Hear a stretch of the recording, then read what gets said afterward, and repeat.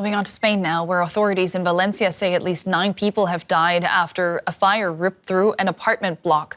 Fears are high that the death toll could climb as emergency workers search through the remains of the high-rise residential complex. The blaze started in one of the apartments on Thursday night, quickly spreading out of control. Firefighters searched the charred remains of the residential towers, looking for victims. It's not clear how many people were inside when the fire roared through the adjoining buildings. The complex reportedly contained 138 apartments and was home to some 450 people. Volunteers and local residents have sprung into action, gathering donations for those left homeless. I brought everything. Medicine, sweets for the kids. Can't stop thinking about the kids who are without a house now. I don't even know anybody, but it breaks my heart. Some of the survivors have been relocated to nearby hotels in the city of Valencia. It was a very stressful time, and we just didn't want to get burnt to death. The fire broke out on the 4th floor of one of the buildings. It then spread quickly to the neighboring structure. Rescue workers used cranes to help residents trapped on their balconies to escape. Others were forced to jump into inflatable rescue cushions. Strong winds helped the fire to spread and hampered firefighters' efforts.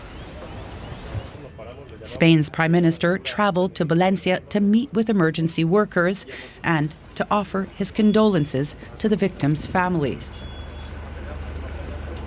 The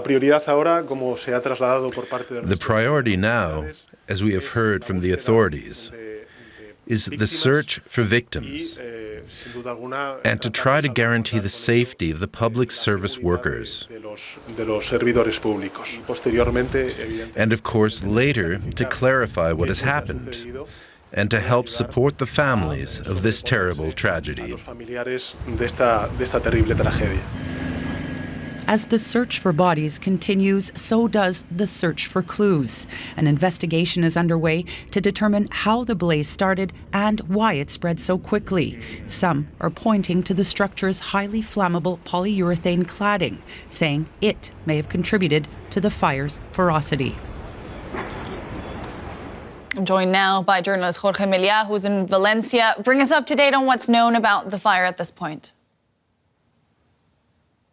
Well, at this point, we have 9 people. This is the breaking news. 9 people have been found inside the remains, dead bodies, but also 1 person is still missing right now. 2 of the firefighters are still in the hospital. There is no danger for their life, but they are still in the hospital, and the investigation continues.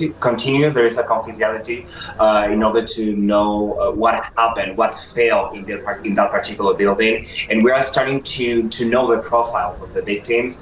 A whole family, a mom, a dad, and a kid of 3 years old and a 2-week-old daughter died inside their apartment, and their still investigation continues right now at this point at night. Yeah, tragic details that are emerging there. Now, the discussion about the plastic cladding is reminiscent of the Grenfell Tower fire in London in 2017. That did lead to changes in the fire legislation in the UK. Just for us to know, what are the laws in Spain regarding fire safety and materials like this in particular?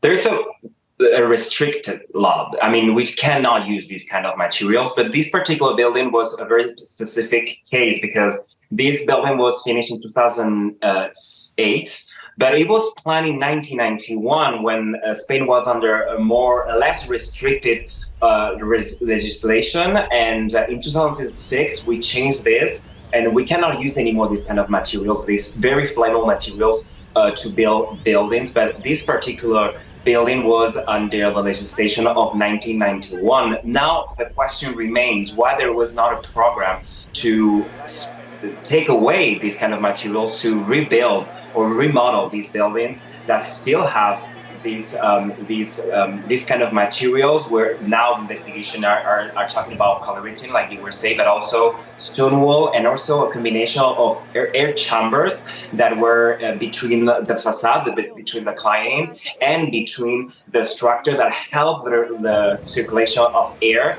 and then that just became a big chimney that destroyed the whole building. And also the investigation is focusing on the company that built this building, Febex, a company, a developer that went on crisis, on bankruptcy, but it was that also built other buildings that right now they have to be also investigated and see if they need a strip away program to remove all these kind of materials. That was Jorge Meliá in Valencia. Thank you so much for that update.